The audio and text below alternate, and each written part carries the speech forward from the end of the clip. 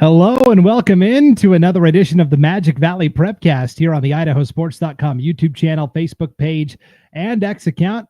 We do this Friday afternoons. The time floats a little bit, but usually Friday afternoons is when Scott Burton and myself will come on to talk about the biggest stories that are happening in the Magic Valley, District 4, in the great state of Idaho. And again, that is live on the IdahoSports.com YouTube channel, Facebook page, and X account. You can watch the Magic Valley Prepcast or any of our Prepcasts anytime at those three destinations as well on replay.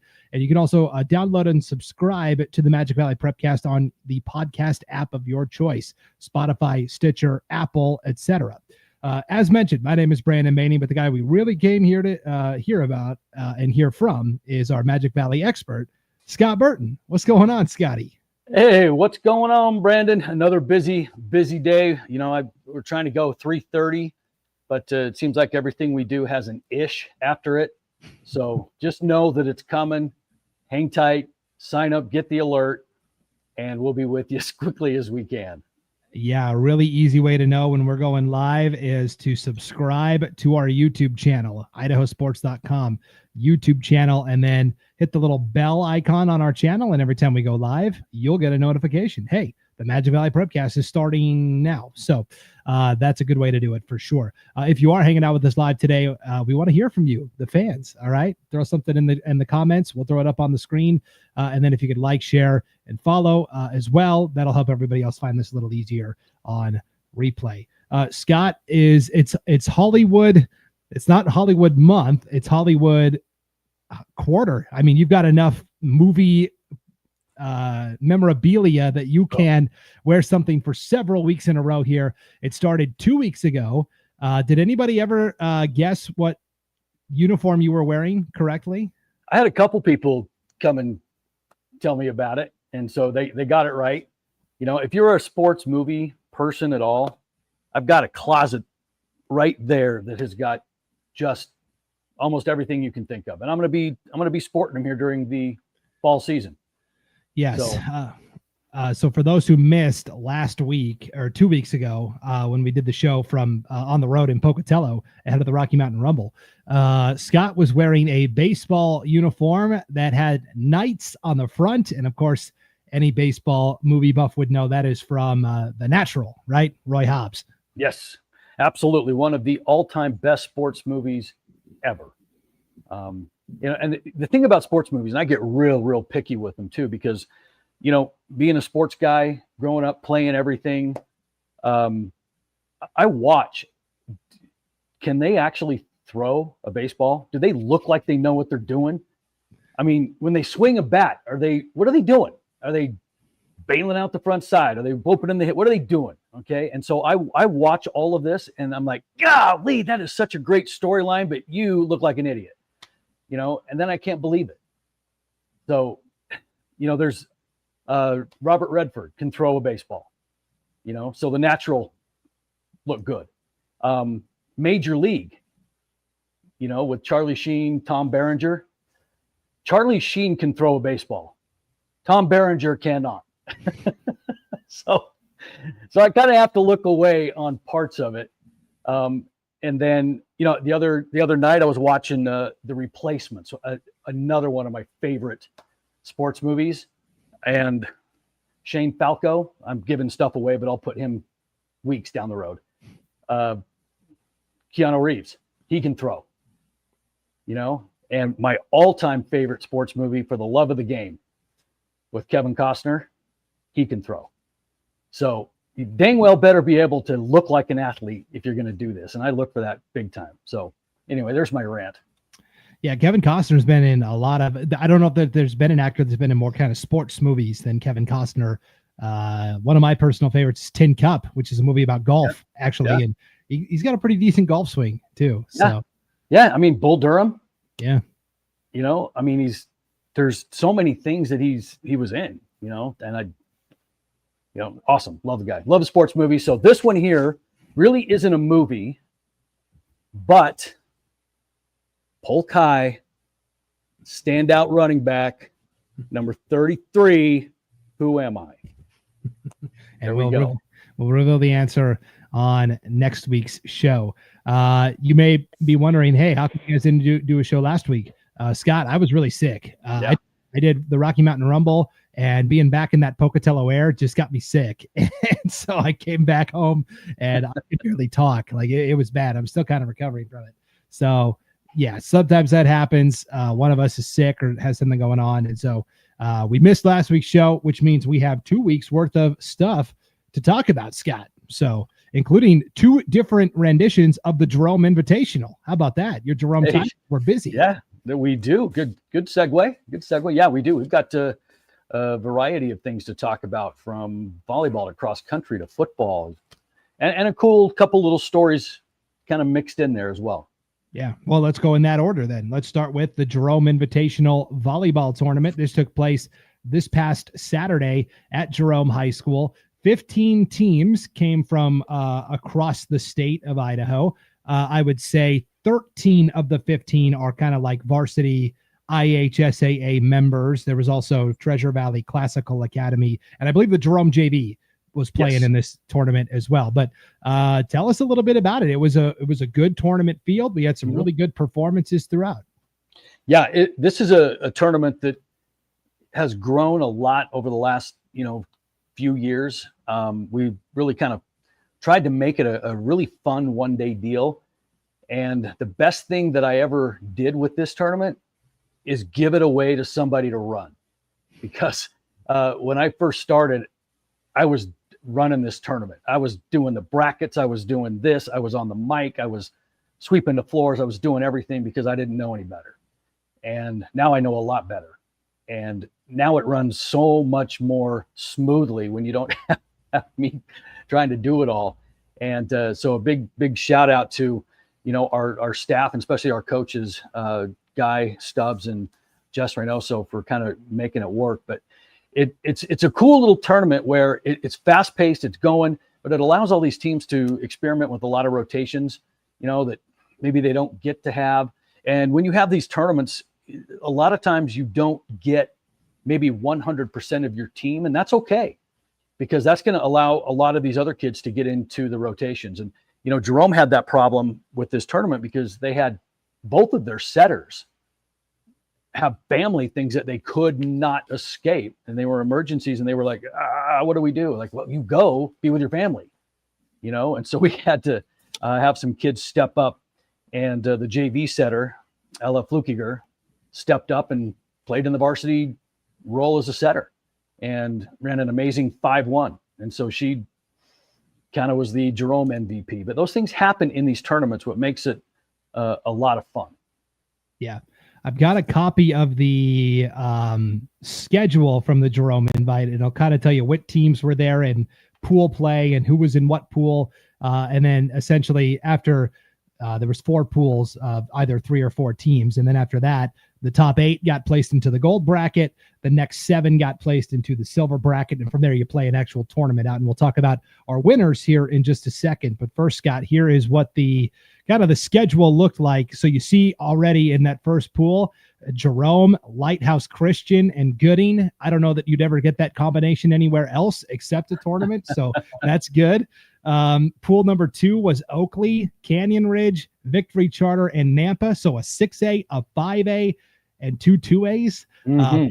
Pool 3 was Murtaugh, Buell, Treasure Valley Classical Academy, and Dietrich. And then in the last pool, it was Valley, Burley, Preston, and the Jerome JV. And so Valley's going, gee, thanks. You did us a lot of good favors there. 2 5A programs and a JV 5A program.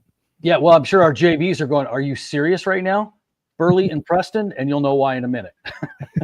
That's right. So I love the fact that the Jerome JV got to compete against some varsity teams. That's going to make that program better in the long run. Oh, there's no question about it. I mean, that's kind of the goal is we've really put a lot of focus and energy into revitalizing our volleyball program, because I mean, seriously, I was helping coach varsity volleyball. Brent Clark and I were doing this a long, long time ago. And when we retired, it just became a revolving door of coaches, and we never could get any consistency or congruency or anything established. And we're finally starting to get it now.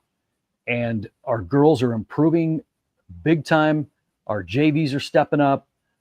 So yeah, we're headed in the right direction.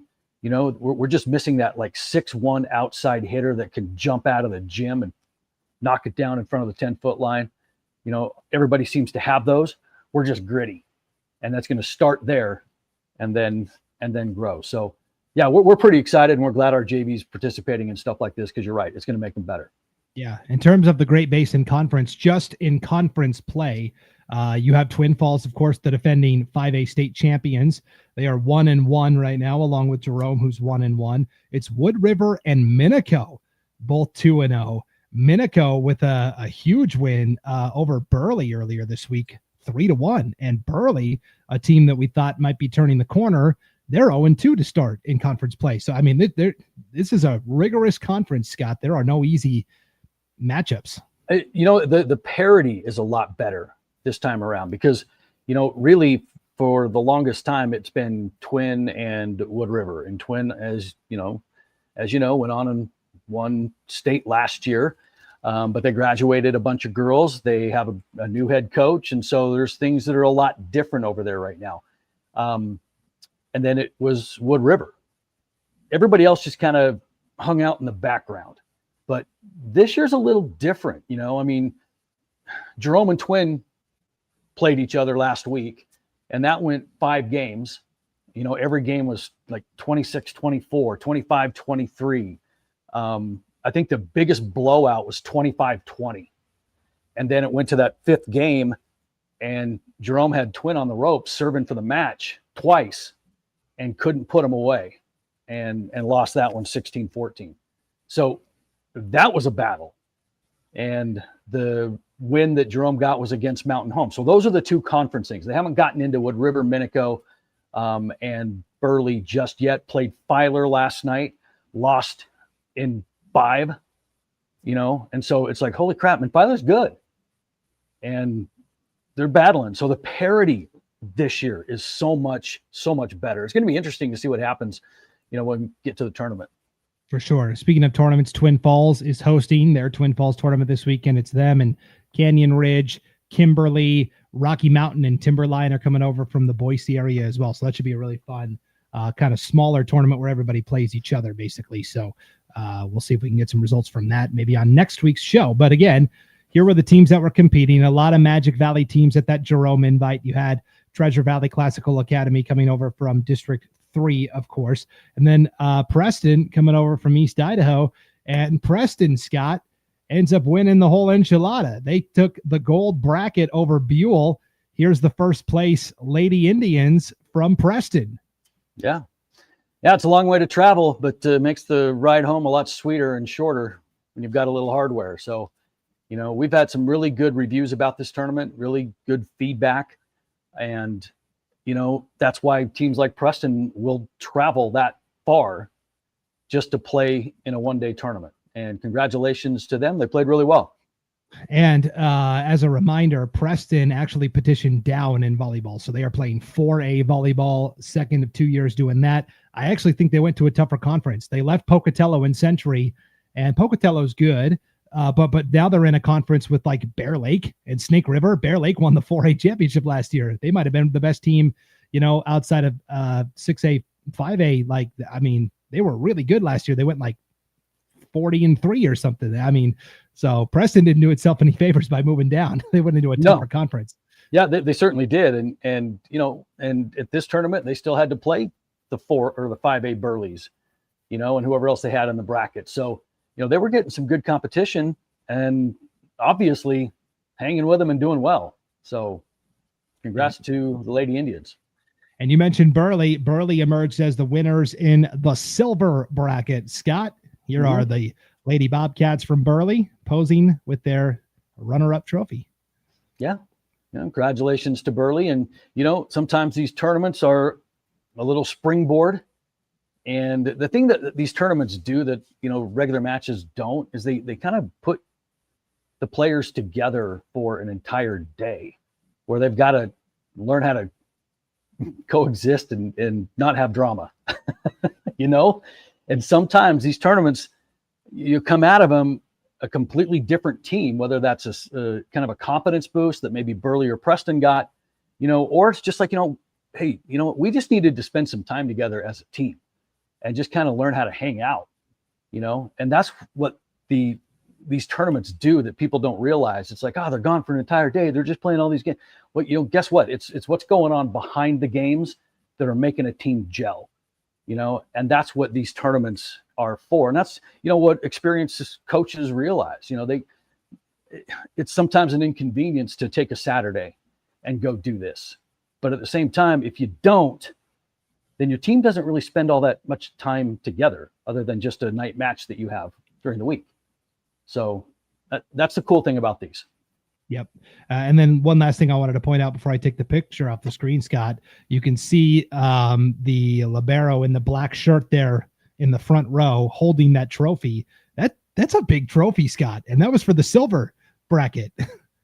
You know what? I'm paying for that. What is going on? That's a big trophy.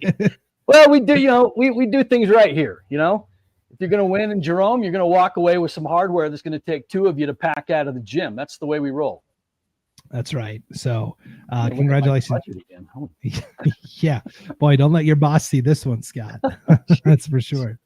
Congratulations again to Preston, the gold bracket winner, Burley, the silver bracket winner at the Jerome Invitational volleyball tournament. A week before that, Scott, we had the Jerome Invitational cross country competition. So this was all the way back on August 28th. It was before the calendar had even flipped to September. This was something we planned to talk about on last week's show. Of course, we missed it. So we wanted to mention it now. This was held at the Jerome Country Club. Scott, what kind of course is that? It's par 72. You mean as far as to run? Yes. Oh, okay. Because that's where I play. It's actually a really good course for this event for a couple of reasons. Is the course that they run is on the front nine, and the front nine is relatively flat and wide open. The back nine you can't do anything with. Those are like all independent holes that you can't do anything. But it's cool because the course is set up to where parents don't have to go very far or anywhere for that matter to watch. And so the way that it's set up is we've got the starting line here, all the parents are here, the course goes, and they can see them run away for like days. And then behind one hill, they come back, and then they come right back down on this side of them to finish. And so the start and finish lines are kind of right next to each other in a way. So it's set up pretty cool. But it's also a really good meet in the first part of the season. And we've always hosted the first one. And this is the third venue that we've used. We started at CSI, but then, it's like, let's see what we can do to get it in Jerome somehow. And then a few years ago, we had this crazy idea that we were going to run it at the fairgrounds. And that was so unique, but it was hard because we started, and I've been the starter for all of these things. So I'm there firsthand. And one of the fairgrounds, we start actually in the horse track. And so they run down the horse track and they're out of the stadium, and now they're running around the fairgrounds. And then you see them kind of in the distance in the horizon. Hopefully they don't get lost. Somehow they take a left and they head back this way to finish on the horse track. And the horse track is loose dirt. It's like running on sand in a way, and it's not easy. And you either loved it or you hated it. And we did that for a couple of years. And then we struck a deal with the Jerome Country Club and went, okay, let's move it out there. And so it stayed, and it's been a great, great venue. But, when you put these things together, you're talking about hundreds of people flooding a golf course with cars. I mean, it's not like everybody's carpooling, and you got to figure out how to do all that and how to keep them off the greens, So yeah, it's a lot of work that our coaches put in, and that's Lisa Driscoll and Randy Tolman, Chelsea Thompson. Those guys do an amazing job. And this year we had, what did we have? We had 30 high schools and 14 middle schools. So you're talking about, and it was 6 races that I started. And there were kids everywhere. I mean, it was bananas. If I was one of these old time fuddy-duddy golfers that just, which I'll be in at some point, and I look out at my course and I see what I see, I'm going to collectively lose my marbles, but it was organized chaos. Kids behaved themselves and it went really well. Yeah. Stay home that day. If you're a golfer, just stay home. Yeah, yep. For sure. You were talking about running at the fairgrounds, and I'm just picturing in my head like one stretch they have to run through the House of Mirrors and like make sure they don't get turned around or something. Now that would have been a unique twist right there. We should have been able to do something like that. But that was a really weird and cool experience that I don't think anybody can say that they've done. And for the sake of novelty and uniqueness, we did it. And it was fun. It was cool. Yeah. In terms of the competition, it was a lot of Magic Valley schools that were there. Twin Falls, Jerome, Burley, Minico, kind of the usual Great Basin Conference suspects. There was like Raft River came, Gooding, Filer, Kimberly, some of those, Canyon Ridge. Mm-hmm. You had from East Idaho, Pocatello came over and ran in this thing. And then what was really telling to me, Scott, is that Rocky Mountain came over from Boise, from Meridian, to run in this, because Rocky Mountain is kind of, along with Coeur d'Alene up where I live, those are the two preeminent cross-country programs in the state, where they like not only are they competing for state titles, but they're competing for like Northwest regional titles through Nike. And so Rocky Mountain could choose any meet they would want to go to and have their cup runneth over, and they chose to come to Jerome. So I think that speaks a lot about the event you guys put on. Oh, I think so too. I mean, the quality of teams that we're getting there, and we got a bunch out of Nevada that came up for this. But yeah, to have somebody like Rocky, a premier team in Idaho, program in Idaho, choose this, well, they obviously see some value in it, and it's run exceptionally well. And so those kinds of things, determine whether or not teams show up. And it's the efficiency of the way this thing is run and the environment. The weather's great. Everything worked, and that's why Rocky shows up partly. The other is there's some pretty dang good runners down here.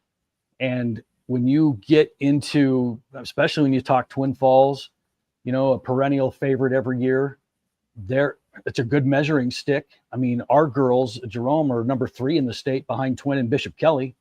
So you had 2 of the top 3 on the girls program at this tournament. So there's some competition here for them. Yeah, Jerome took 3rd on the girls' side at the Jerome Invite with 85 points. Twin Falls was 2nd with 75, and Rocky Mountain was 1st with 23. Unlike other sports where the higher number wins in cross country, it's the lower number. The lower your score, the better you're doing. And so Rocky Mountain girls with a score of 23 overall, that's pretty outstanding. Hallie Heemeyer was the individual champion from Rocky Mountain, and then Rayleigh Richardson from Twin Falls took 2nd. The Rocky Mountain boys went, 23 points, not bad, girls. We're going to go out and get 15. That is the lowest possible score you can achieve in cross country. That's basically where you sweep 1 through 5. The top 5 placers are the only ones that get calculated in your team score. And Rocky Mountain swept it 1 through 5, finished with the minimum number of 15 points. That's pretty impressive. I mean, what do you say? What do you say to that? I mean, that's why they are good year after year after year. And plus they may sweep it, and they may come away going, well, all we're doing is racing each other. But for all the other schools that were down here to see and run against that type of competition is only going to make them better. It's going to open their eyes to kind of how good they could be, or something to strive for, and that's why having a team like Rocky down here, even if though they sweep, we get to look at that and go, holy crap, we want to be that. Yeah, pretty impressive. Twin Falls boys took 2nd at 106 in the team race.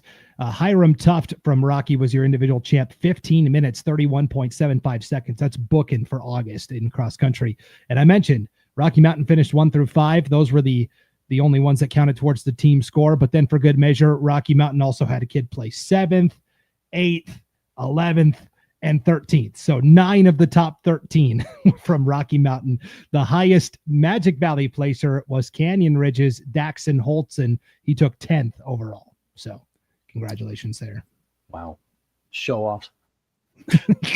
Seriously. I mean, it's impressive. So I saw that. I was like, Rocky Mountain came to the Jerome invite. Okay. That says a lot about the event you put on. So great job there, Scott. Congratulations to all of our great runners, and we will keep an eye on the cross-country circuit as the season continues. But it is Friday. Let's wrap up with a little football talk here, Scott. First, bad football news and then good football news. So this, again, was something we were planning to talk about on last week's show. Didn't have a chance to. And so the big news that came out of the Magic Valley in terms of football was Wendell making the decision to forego the remainder of their varsity schedule. They had started 0-3 with 3 fairly lopsided losses, already had low numbers to begin with. Injuries start to pile up, and Wendell basically says, okay, let's just compete at the JV level for the remainder of the year. They're actually playing Grace High School, an 8-man team tonight. And so Grace had an opponent drop out. And so they called up Wendell and said, hey, we know you're not playing varsity, but we're kind of an 8-man. You want to play us? Wendell said, sure. So that's going to be interesting tonight. But overall, this is just something you hate to see for a football program. Yeah, you do, and it wasn't too long ago that we were really kind of doing some stories on Wendell football and Coach Helmendahler and how they're growing and coming along and whatever. And, they had some changes where, Coach Helmendahler is now in Gooding, and that vacated a Wendell spot. And then a bunch of upperclassmen decided not to come out. It is what it is. We're not going to speculate what the reasons are, but they just didn't come out. And when that happened, that put that whole program in a real pickle, because now the majority of your team are underclassmen, and you're asking these freshmen and sophomores to step up and play varsity, basically when the varsity team said, peace out. And so now you're faced with the decision, because, you want to keep your varsity team, but at the same time, you don't want to kill your kids, because they're going to be walking into, injury situations and then overexertion and whatever. And something's got to give. Do you cancel your JV? Do you cancel your varsity? What do you do? And so they all got together and they talked to their 2 seniors that they had left, and they were big leaders in this, and they wanted to make sure that they did the right thing for the program and the team. And they had this big giant team meeting, and there wasn't a single person who opposed foregoing the varsity season. And they just knew something they had to do. And so they did it. And, what was it, a week later, Marsh Valley did the same thing. So it's something that you never thought back in the day you would ever see. But we've taken the step to where we've gone from being able to field, like some of the bigger schools anyway, 3 teams, a varsity, a freshman, and a JV team, to, okay, well, we can't do 3 teams. Let's do 2 teams. And one of them is really thin, so hope nobody gets hurt. And then in some schools, it's like, we can't even field a varsity team anymore. And it is really sad to see that the numbers decline so much in football, yet its popularity in the NFL is through the roof. I don't get it. I could sit here and have a whole Scott's thoughts on kids these days, but it is what it is. Well, good. I wanted to, that was going to be my follow-up question, was what about the seniors that are still playing? I know typically seniors playing JV football is frowned upon. You kind of have to get kind of a waiver from the school, at least where I grew up in Montana. You had to do that. So I'm glad that the seniors were on board with this, and the right choice is not always the easy choice or the right choice for them, but I'm glad that they were able to see the big picture and put their pride aside to do this for the program. That's going to be a lasting legacy that they've left behind there for sure. Yeah, and it just becomes a really important season now for that JV team, because if they want to, keep the Wendell program afloat, then they really have to dial in this season and have some fun and some positivity, make some strides to where all of those kids want to come back. All those kids want to get better, and they can come back and compete as varsity, So sometimes you can get away with taking a year off in this type of situation, but the longer you take off, the harder it is to get back. Yeah. And so hopefully they have some success and come back better than ever next year. Definitely. And then you tell me if I'm off base on this too, Scott. It can be a lot of times I see the football programs that are struggling. This isn't always the case, but are struggling with numbers, struggling with competitiveness, those types of things. And I've seen in a couple of instances where it correlates with having a strong program somewhere else, typically boys soccer. So like we know Wendell has a really good boys soccer program, right? They're the defending state champions. Their roster is full of kids. I mean, they could go 3 deep in some positions. I think about Jerome, where Jerome is a football program that is struggling with numbers and things like that. But Jerome soccer at the same time, boys soccer is kicking butt. Caldwell over in the Boise area. Caldwell's got a really strong boys soccer program. Football has been down for, is there any correlation between that, another sport having a lot of success and high turnout, and football declining because of that? There most definitely is, and for a couple of reasons. Number one, the participation overall isn't what it used to be. I mean, kids are different. Kids are different. And I don't speak for all kids, but they don't want to work as hard. They don't want to be criticized. They don't want to fail. It's whatever reason they give, it's not what we used to give. And, we did so many Scott's Thoughts 2 years ago on this type of thing. And you can't tell me that the way that we've grown with technology that doesn't have something to do with it. The way that, we just haven't had the bar raised for us. And when it's not, we don't get there. And so kids don't come out. And so that means that, let's say in the fall, you're trying to get multiple sports going, and you're pulling from a pool that is maybe, if you're a 5A school, you're pulling from a 2A pool as far as the amount of kids that are coming out. And the second part of it is, and I don't mean this in any negative, derogatory way at all. It's just what it is. I mean, you look at the demographics that are going on right now, is that, we do have in Jerome a very strong soccer population. We are 60% Hispanic. And so that is their thing, and they love it, and they're good, and they're great kids, and I love them, but we don't have the football kids there as much anymore, and so it's good in one way, it's bad in another, but you could say that about anything. And I certainly don't mean that in a racist way or anything like that at all. It's just the facts of demographics too, and I love those kids and they're awesome. But we just don't have those kids that are coming out for football anymore.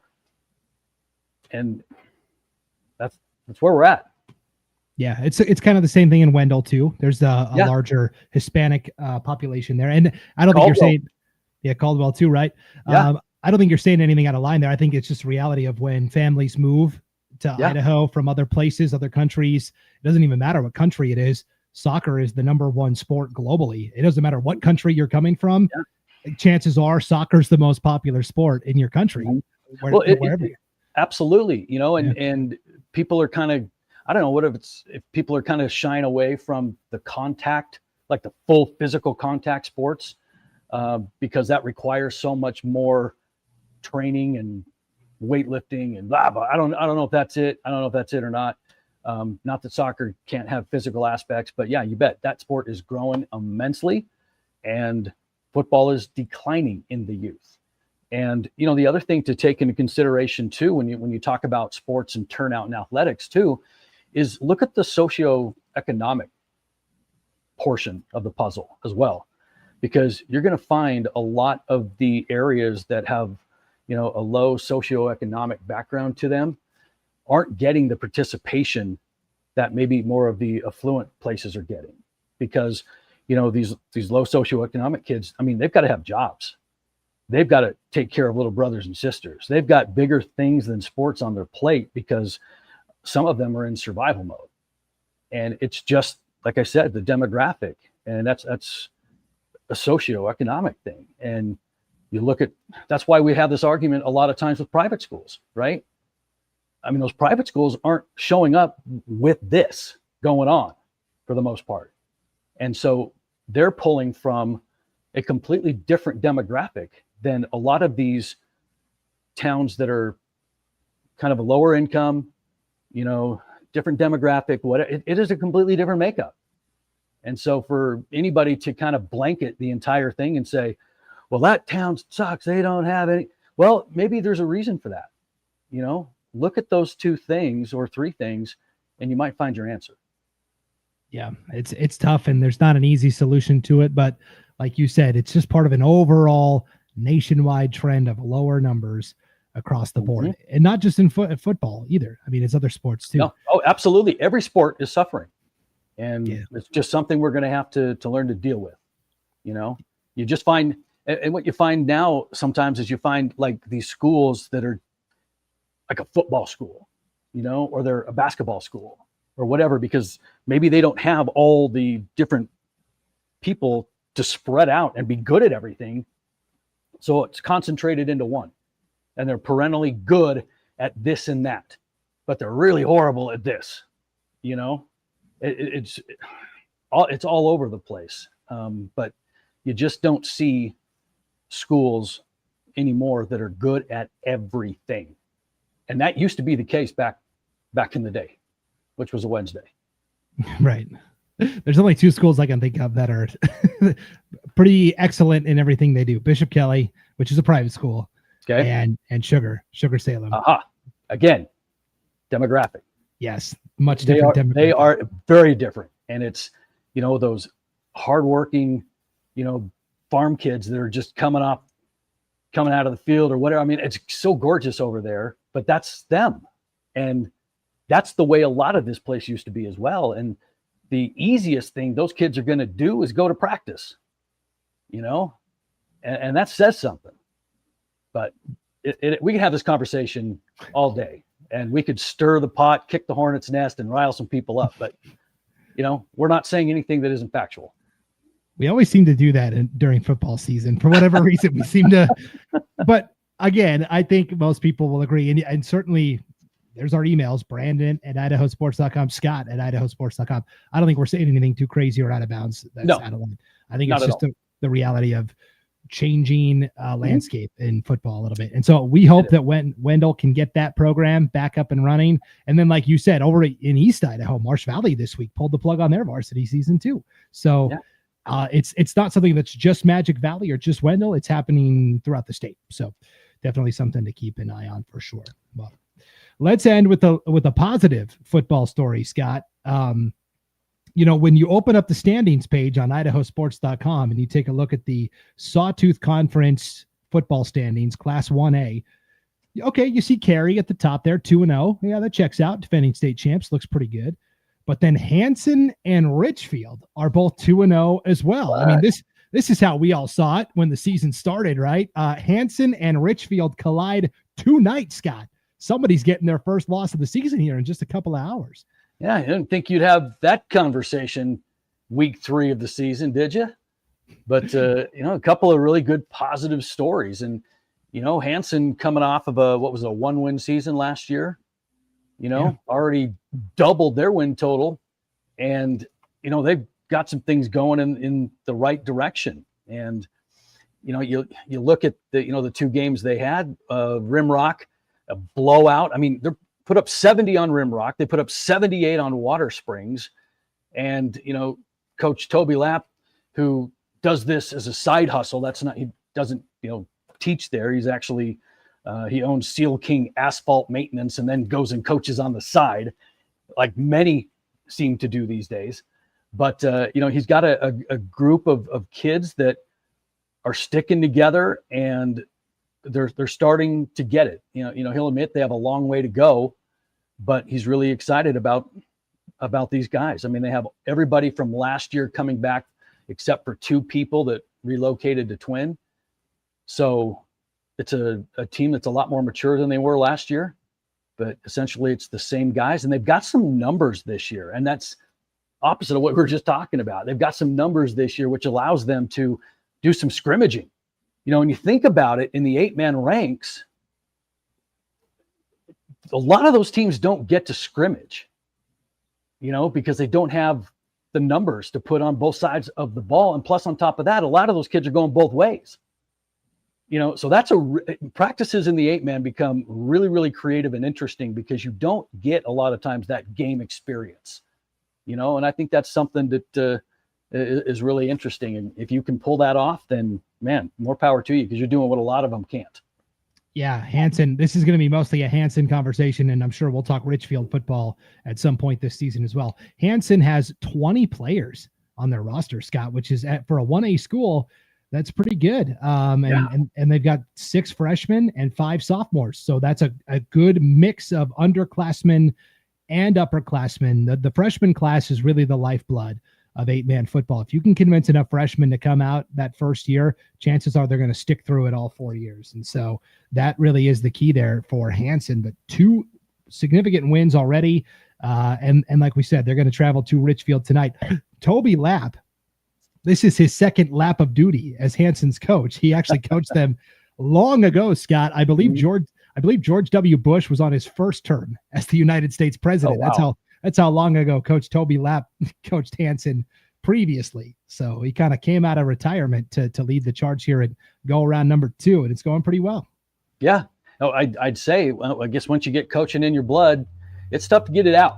I mean, I know how that goes, and good for him coming back and having some success and turning this, thing around with these young kids. And I'm interested to see how this Richfield game goes. Yeah, it's in Richfield tonight. Richfield's got a first-year head coach in Matt Kent, and a lot of enthusiasm at Richfield, 2 high numbers and things like that. Toby Lapp is in his second season back with Hansen there. An added wrinkle from the junior high ranks. We don't talk junior high sports a lot here, Scott, but it relates specifically to Hansen, and this is something that just happened organically this week on our Idaho 8-man Prepcast, which is every Wednesday night during the 8-man season. We talk just 8-man football. Well, we've got former Cary head coach Lane Kirkland as one of our co-hosts of that show, and he is actually still coaching junior high football at Cary. And so they actually played at Hansen on Wednesday night. Cary went over to Hansen, got the win.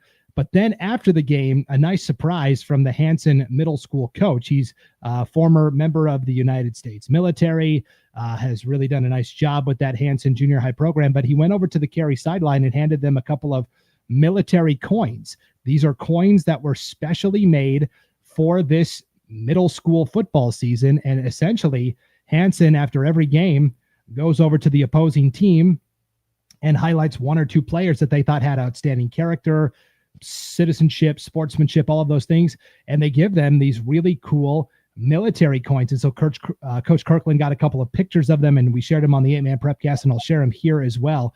This is what the front of the coin looks like, Scott. It's pretty cool. It's got the Hansen logo, and then you'll notice around the edges are kind of the mascots for all of the other teams that are in that Sawtooth Conference. Wow. Yeah. When first heard this story, it was like, are you kidding me? That is awesome. But it's something that I've not ever heard anybody doing before. And I mean, for me, you put military into something like that, because I'm all red, white, and blue, military, all that kind of stuff. You got me hooked, right? And then I think it means a lot coming from that way, as well. And to have something like that, a cool coin that embodies the entire conference in it, but it's coming from, your opponent who recognized you. I've not ever heard anything like that being done. Yeah. And I think it's pretty amazing. Pretty awesome. And then this is what the back of the coin looks like: integrity, commitment, perseverance, personal courage, respect, and honor. So that's pretty cool that, wow. a middle school player from Cary got that coin. That's something that they'll keep with them forever. Oh, you're not kidding. I mean, they're still in that age where you could give them a trophy. It would stay on their dresser for years. But now they're getting something like this. As an adult, I'd hold on to that. I'd make a little box for it and try to get as many as I could, because that just looks cool. But the message behind it is, the only thing that I don't like about it is I didn't think of it. That's it. Well, there you go, Scott. You've got your opportunity to do that in the future. So if you wouldn't blow all of your budget on the volleyball trophies, you could get some cool coins made. Yeah, I know. No kidding, right? I think that man, you're always trying to come up with these cool ideas that make you a little bit different, that promote the right things, because we just live in a world that needs it right now, with all the discourse and it seems like everybody's just on edge and temper and angry, whatever. We've all made a shift in sports to kind of address these things and recognize sportsmanship and to citizenship and, focus on raising good people in a program before you raise the athlete, because the good person's going to make the good athlete, and if you could make the athletes focus a little bit more about what's they're doing as a person and who they are, forget about the athlete for a minute. You take the focus and you put it there, then all of a sudden these kids are just taking off. And this is such a cool thing, and it's in a time that is so needed, to shine light on positivity. Even if that junior high team just loses a heartbreaker, right? I mean, what does that say about your character to walk over and highlight two kids when you just lost a game that maybe you should have won, or whatever the case is? Granted, it's junior high. You can't, it's not the Super Bowl, but at the same time, it's still a game you want to win. So I think that's pretty cool. Yeah, good life lessons there for sure. And then just to come full circle with the high school team we mentioned tonight, Hansen playing Richfield. Coach Lane Kirkland is going to go to that game tonight and just watch it as a fan and then report back to us on the 8-Man Prepcast next week. I'll see if I can pick his brain and get a few gems from it for this show too.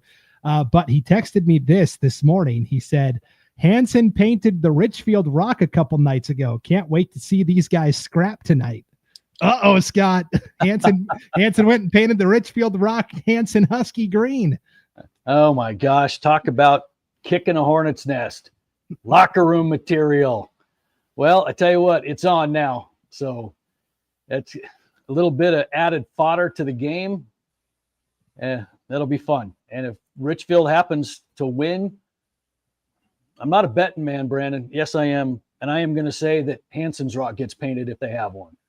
Yes. That's going to be a lot of fun to see how that all shakes out. So again, that is tonight. Hansen going to Richfield there. So Scott, where are you going to be at tonight? We got a home game.